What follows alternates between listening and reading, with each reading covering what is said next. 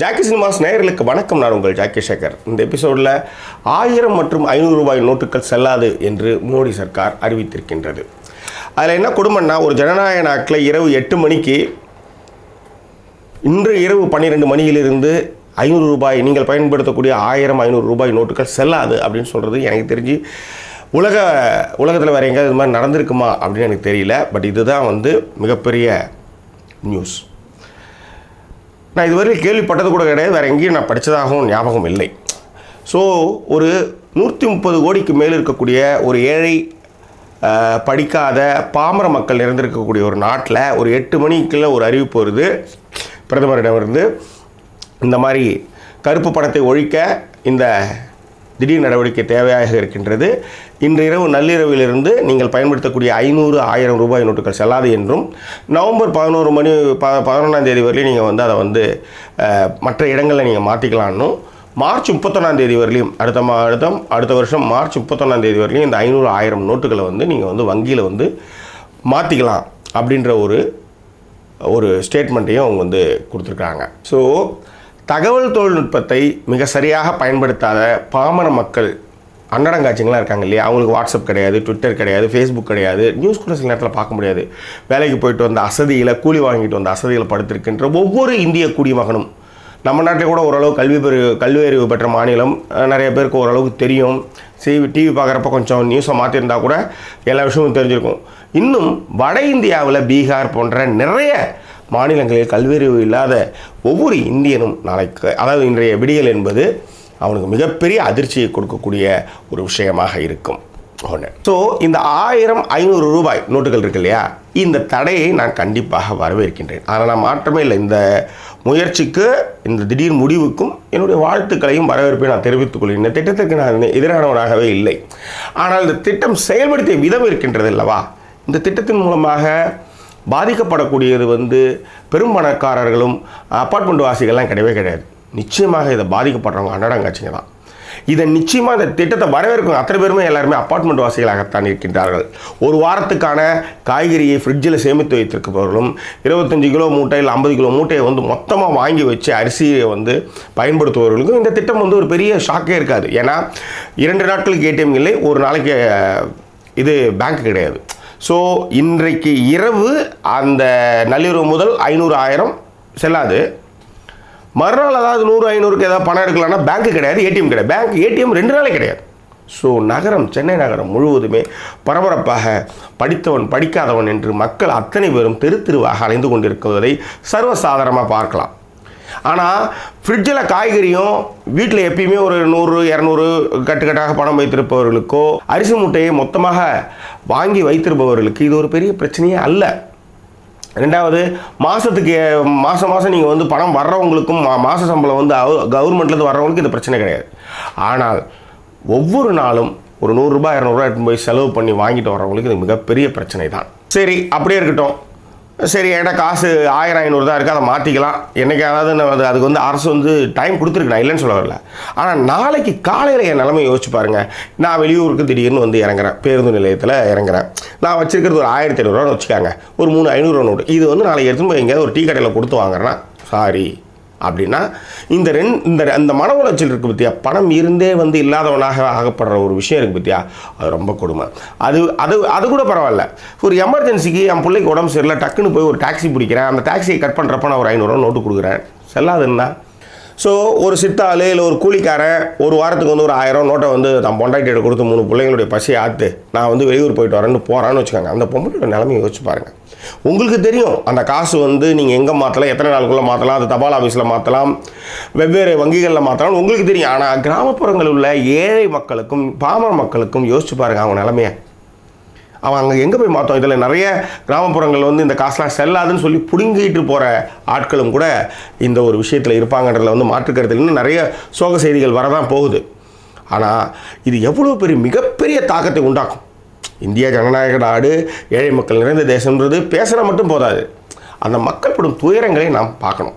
நாளைக்கு காலைல ஒரு கல்யாணம் நடக்குது, கல்யாணம் முடிக்கிறேன், மொய் வைக்க போகிறப்போ ஒரு 500 ரூபா வைக்கிறப்ப சாரி இது செல்லாது அப்படின்னு நான் எங்கே போய் நிற்கிறது? அதை விட நான் செட்டில்மெண்ட் கொடுக்குறப்ப மோளகாரங்கிட்ட போய் இந்தப்பா பணம் ஒரு 10,000 ரூபா எடுத்து வச்சுக்கப்பான்னு சில்லறையாக கொடுக்குறேன். இல்லை சார் இது வேணாம் சார், நீங்கள் மாற்றி கொடுங்க சார் அப்படின்னு நான் எத்தனை இடத்துக்கு போய் அலைய முடியும்? இல்லை ஒரு கல்யாணக்காரனுக்கு கூட்டு அவனுக்கு அட்வான்ஸ் கொடுத்தா என்னுடைய பிரச்சனையை யோசிச்சு பாருங்கள்.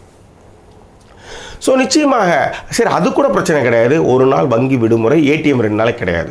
நாளைக்கு ஏதாவது பணம் டிரான்சாக்ஷனாக கிடையாது. ஏன் இதை வந்து ஒரு வாரத்துக்கு முன்னாடியே வங்கிகளுக்கு ஒரு சுற்றுரை வைக்கப்பட்டு உங்ககிட்ட எவ்வளோ ஒரு 1000-500 கள்ள நோட்டுகள் இருக்குது, நல்ல நோட்டுகள் இருக்குது, அதை வந்து நீங்கள் வந்து எங்களுக்கு வந்து கொடுங்கன்னு சொல்லி அவங்க மூலமாகவே எல்லா பணத்தையும் வந்து கலெக்ட் பண்ணி அதன் பிறகு பணத்தை இப்போ புதுசாக வெளியிட்டிருக்கிற 2000 ரூபாய் நோட்டையும் 500 ரூபாய் புது நோட்டையும் நீங்கள் வந்து அவங்களுக்கு அனுப்பிச்சிட்டு அதன் பிறகு இந்த திட்டத்தை அறிவிச்சிருந்தா கூட எந்த பிரச்சனையும் இல்லை. ஏன்னா நாளைக்கு டிரான்சாக்ஷனுக்கு பேங்க் இருக்குது, ஏடிஎம் இருக்குது. ஸோ அங்கே போனால் எனக்கு வந்து புது நோட்டுக்கு கிடச்சிரும். யோசிச்சு பாருங்கள், இந்த கிரைசஸ், இந்த இந்த அதிரடியான நடவடிக்கைன்னு இது சொல்கிறது வந்து ஜனநாயக நாட்டில் இருக்கிற மக்கள் எவ்வளோ பாதிக்கப்படுவாங்கன்றது வந்து இங்கே யாருமே புரிஞ்சிக்கிறது இல்லை. நான் நல்லா இருக்கேன், நான் சேஃபாக இருக்கேன், ஆனால் எனக்கு எந்த பிரச்சனையும் கிடையாது, இது வந்து ஒரு நல்ல திட்டம், இது நான் வரவேற்கிறேன் அப்படின்னு எனக்கு கூட தான் எந்த பிரச்சனையும் கிடையாது. ஆனால் ரோட்டில் ஒரு நேபாளி குர்கா வந்து சொல்கிறான், பயா இந்த 500 ரூபா வச்சுக்கிட்டு எனக்கு சில்லறையாக கொடுங்களேன், நீங்கள் மாற்றிக்காங்க, யாராவது ஹெல்ப் பண்ணுங்கள் பையான்றான். ஏன்னா அவன்கிட்ட காசு இருக்குது. அந்த காசை அவன் 100 ரூபா நோட்டை கேட்குறான். இதை விட கொடுமை, இந்த நியூஸை கேள்விப்பட்ட அடுத்த செகண்ட் 500 ரூபா எடுத்துன்னு போய் கொடுத்து 20 ரூபாய்க்கு சாக்லேட் வாங்கி மிச்சம் சில்லறை வாங்கிட்டு வந்தவன்லேருந்து 1/2 லிட்டர் பால் வாங்கி 500 ரூபா கொடுத்து எல்லா பணத்தையும் ஆட்டையை போட்ட கதையிலேருந்து எல்லாமே நடந்தது. இது வந்து இன்னும் வந்து நாளைக்கு காலை இன்னும் முழு வீச்சில் வந்து இது இறங்கவே இல்லை. நாளைக்கு காலையில் தெரியும். ஒரு பஸ்ஸில் நான் ஏறி 500 ரூபா கொடுக்கும்பொழுது அவர்கள் வாங்கவில்லை என்றாலோ, ஒரு ஆட்டோவில் நான் ஏறி ஒரு 500 ரூபா கொடுக்குறப்ப அவன் வந்து வாங்க மறுதளித்தாலோ அதனுடைய வேதனை அது அன்றைய நாள் ஃபுல்லாக அது வந்து க்ளோஸ் ஆகும். இதெல்லாம் செஞ்சால் கள்ள நோட்டு ஒழியும் நிச்சயமாக. இது கள்ள நோட்டுகள் வந்து பாகிஸ்தான் பார்டர்லேருந்து நிறைய இடத்துல வந்து இந்த 2 பக்கத்து பார்டர்லேருந்தையும் பணத்தை நிறைய புழங்க விட்டாங்க அப்படின்ற ஒரு செய்தி ரொம்ப நாளாக போயிட்டு இருந்தால் அதுக்கான ஒரு தீர்வாக வச்சுக்கலாம்.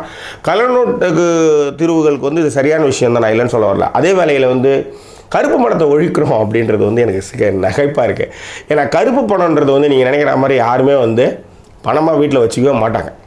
அதை வந்து கோல்டில் இன்வெஸ்ட் பண்ணியிருப்பாங்க, நிலத்தில் இன்வெஸ்ட் பண்ணியிருப்பாங்க. இந்த 2 இடத்துலாம் வந்து கருப்பு பணத்தை வந்து இன்வெஸ்ட் பண்ணியிருப்பாங்க. அவசரம் நீங்கள் நினைக்கிற மாதிரி சினிமா காமிக்கிற மாதிரி கதவு திறந்துமே ஒரே பணமாக அடிக்கலாம் வச்சுட்டுலாம் இருக்க மாட்டாங்க.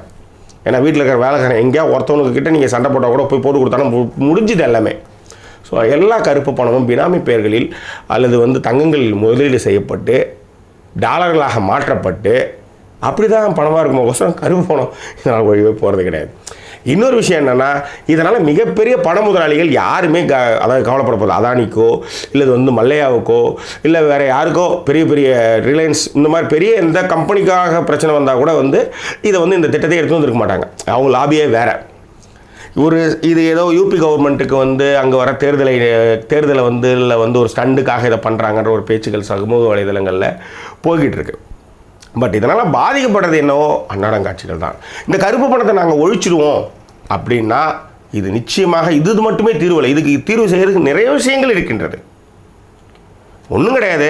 நாளைக்கு காலையில் ஒரு லோடு தக்காளி வந்து இதிலேருந்து கிளம்பி வருது, தேனி மாவட்டத்துலேருந்து அனுப்பி வைக்கிறான். இங்கே இறங்குறப்ப அவனுக்கு நான் பணம் கொடுக்குறேன். அவன் பணம் கொடுக்குறப்ப அந்த பணத்தை வாங்க மாட்டான்னு நான் எங்கே போகிறது? வட்டிக்கு இன்றைக்கி நைட்டு பணம் வாங்கி வச்சுருப்பேன், கந்து வட்டிக்கு வாங்கி வச்சுருப்பேன். இதை கொடுத்து நான் டிரான்சாக்ஷன் பண்ணுறப்ப யோசிச்சு பாருங்க நிலைமையை. ஸோ இப்போயே அதனுடைய தாக்கங்கள் நிறைய இடங்களில் தெரிந்து கொண்டு தான் இருக்கின்றது. நீங்கள் சென்னையில் நீங்கள் அப்பார்ட்மெண்ட்டில் உட்காந்துட்டு பேசக்கூடாது, வெளியே வரணும், பொதுமக்களோடு பொதுமக்களாக புழங்குங்க. அப்போ தெரியும் அந்த வலியும் வேதனை என்னான்ட்டு. சரி, நான் படித்தவன், எங்கள் வீட்டில் எல்லோரும் படித்தவங்க, அதனால் அந்த பணத்தை எப்படி நான் வந்து கையாள முடியும், எங்கே போய் வாங்க முடியும், என்னென்ன செய்ய முடியும், எத்தனை நாளுக்குள்ளே அதுக்கான டியூ டேட் எல்லாமே எனக்கு தெரியும். இல்லாதப்பட்டவன் யோசிச்சு பாருங்கள். பெரிய பெரிய பணம் வைத்திருக்கக்கூடிய கருப்பு முதலாளிகளுக்கு இது ஒரு பெரிய விஷயமே கிடையாது. அவங்களுக்கு வந்து ஆடிட்டர் இருக்கிறான், ஒரு திருட்டுத்தனத்தை எப்படி செய்யணும்னு சொல்லிக் கொடுக்கறதுலேருந்து வழிவகைகள்லேருந்து அதுக்கு நிறைய ஆலோசகர்கள் இருக்கின்றார்கள். ஒரு பணத்தை எப்படி முதலீடு செய்ய வேண்டும், எப்படி கவர்மெண்ட்டை ஏமாற்றணும், எல்லா விஷயமும் அவங்களுக்கு தெரியும். சிறுக சேமித்து 50,000 சேமித்து வைத்த இருக்கக்கூடிய அன்னாடங்காட்சிக்கு தான் இது பிரச்சனை. கல்யாணத்துக்காக வீட்டில் வந்து ஒரு சின்ன ஒரு பொருள் வாங்கணுன்றதுக்காக சேர்த்து வச்சுருக்கான் பாருங்கள், அவன் தான் அதில் வந்து நிச்சயமாக அடிபடுவான், அவன் தான் அலைவான். நீங்கள் என்றைக்குமே நீங்கள் நம்ம சென்னை டிராஃபிக்கில் நீங்கள் போய் பாருங்கள், எப்போ வேணாலும் பாருங்கள், நிறைய ரூல்ஸ் அண்ட் ரெகுலேஷனை மீறுற நிறைய வண்டிகளை வந்து பெரிய பெரிய கார்களை நீங்கள் பார்க்கலாம். அது ஒன்றுமே ஆகாது, அதை யாருமே வந்து ஃபைன் பண்ண மாட்டாங்க. அதேமாதிரி கவர்மெண்ட் பஸ்ஸு என்றைக்குமே வந்து அவங்க சொல்கிற இடத்துல நிறுத்தவும் மாட்டாங்க, வேறு எங்கேயாவது போய் நிறுத்துவாங்க, ரோட்லேயே நிறுத்துவாங்க, இறக்குவாங்க, ஏற்றுவாங்க, சிக்னலை மீறி போயிட்டு இருப்பாங்க. அவங்கள யாருமே எந்த கேள்வியும் கேட்க மாட்டாங்க. ஆனால் நீங்கள் ஹெல்மெட் மட்டும் போடாமல் போய் பாருங்கள், உங்களை பிடிச்சி ஃபைன் பண்ணுவாங்க. எளியவர்களிடம் மட்டும்தான் அரசாங்கங்கள் அதனுடைய சட்டங்கள் பாய்ந்து தொல்லை கொடுக்கின்றன.